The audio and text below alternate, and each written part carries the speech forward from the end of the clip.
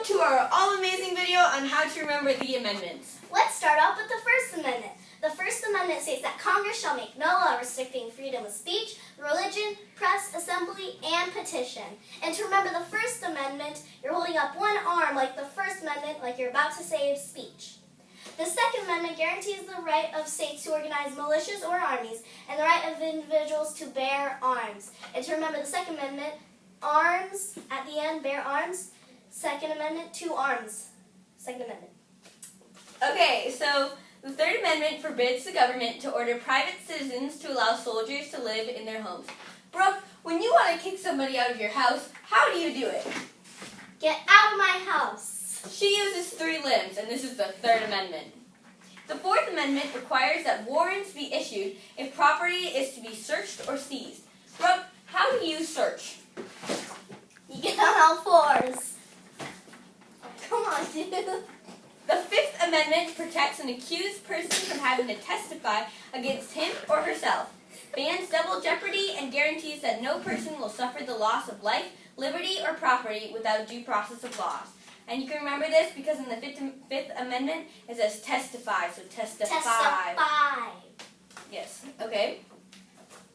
The Sixth Amendment guarantees the right to speedy public trial by an impartial jury, the right to a lawyer, the right to cross-examine witness, and the right to force witness a trial to testify. And so when you're doing the Sixth Amendment, I know that when I've ever ridden a jet ski or snowmobile or something, I use 6 fingers on the handles, and it's the Sixth Amendment. Okay, the Seventh Amendment guarantees the right to a jury trial in civil suits. Brooke, try saying civil suit 7 times fast. Civil suit, civil suit, civil suit, civil suit, civil suit, civil suit, civil suit. She can't really, basically. So, and this is a tongue twister 7 times, and it's the Seventh Amendment. Okay.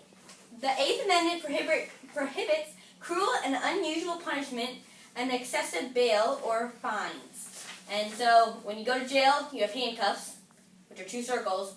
When you turn it over, it makes an 8, and this is the Eighth Amendment. The Ninth Amendment states that people have rights other than those specifically mentioned in the Constitution.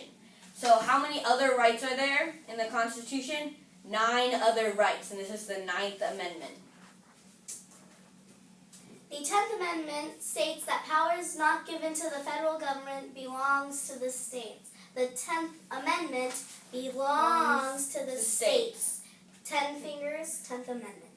Okay, now we get into our 13th Amendment, which abolished slavery. So the first step that the slaves went into, the 13th Amendment, was getting free. So the first thing they had to do was get free. Then we move on to the 4th Amendment, the second step. Guarantees citizenship and rights to all people born or naturalized in the United States. So right after they're free, they need to become a citizen. That's right after, 13th to 14th.